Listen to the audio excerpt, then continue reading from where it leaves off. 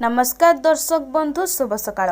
आज मु आपणक पई नै आसी सकाळर एक गुरुत्वपूर्ण खबर उपरे। तेबे चलंतु नजर पकाई नेबा एही गुरुत्वपूर्ण खबर उपरे। सरकारी कर्मचारी और अधिक आय वर्गरू कटिलाणी 26,000 राशन कार्ड। केवाईसी करिनाहांती 22 लाख रु अधिक हिताधिकारी। चलंतु संपूर्ण अपडेट कौन रही जानि नेबा। सरकारी कर्मचारी और अधिक रोजगार थिबा राशन कार्ड पाइथिले ताहाकु निज आडू फेराइबा लगी जोगाण मंत्री चेतावनी देथिले। परवर्ती समय रे सरकारक पक्षरु जांच समय रे धरा पड़िले संपृक्त व्यक्तिंक विरुद्ध रे कार्यानुष्ठान नियाजिबो। राज्य सरकारंकर एही धमक परे राज्य रे राशन कार्ड फेराइबा और काटिबा काम आरंभ होउतिला। जोगाण विभागरू मिलिथिबा सूचना अनुसार राज्य सरकार एचएमआरएस रे थिबा सरकारी कर्मचारी तथ्य जिला मानू जांच करने पठा जाइथिला।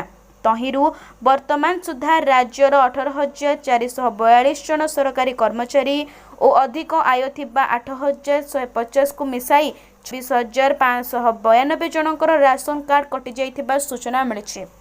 केवाईसी करिनाहांती 22 लाख रु अधिक हिताधिकारी। केते बांग्लादेशी रोहिंग्या कार्ड कटि जाइछि होई पारुनी स्पष्ट।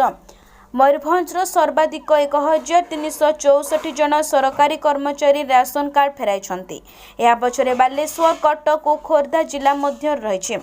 सेहीपरि राज्य और केंद्र सरकारंकर खाद्य सुरक्षा आईन रहितिबा नियम अनुसार आरसीएमएस पोर्टाल 1,78,074 जनकर राशन कार्ड जांच करबाकू कहा जायतिला। अधिक आय थिबा सत्वे जो माने राशन कार्ड हातेइथिले सेमानंक कार्ड को मध्य काटि दिया जायछि।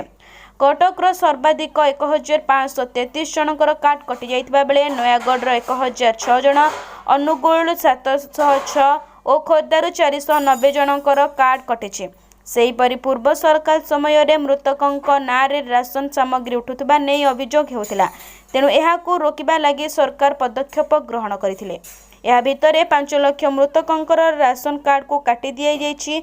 गत वर्ष डिसेंबर मासरे केवल 84,232 जनकर कार्ड रहिथिला। तेबे हिताधिकारी केवाईसी प्रक्रिया को राज्य सरकार बाध्यतामूलक करथिले। समुदाय 3,28,18,174 जनकर केवाईसी करबा लागि लक्ष्य धार्य करा जायछि। मात्र एपर्यंत 22 लाख रु अधिक हिताधिकारी निजर केवाईसी करि पारि नाहांती। राज्य बाहर रहुथिबा 1,41,000 हिताधिकारी केवाईसी करा जायछि। अपरपक्षरे राज्यर केते संख्यक बांग्लादेशी और रोहिंग्या राशन कार्ड कटा जाइछि ताहा संपर्क रे राज्य सरकारक निकट रे कोनोसी तथ्य नाही। राज्य जोगाण विभाग अधिकारी कहिबा कथा बांग्लादेशी और रोहिंग्या को किभଳି चिन्हट करा जिवो ताहाकु नै द्वंद्व रहिछि। यासह जो सरकारी कर्मचारी जांच समय रे राशन कार्ड रहितबा नजर आसुछि ताहा काटि दिया जाइछि। तेबे केवाईसी एक निरंतर प्रक्रिया बोली अधिकारी जनक सूचना दैछन्ति।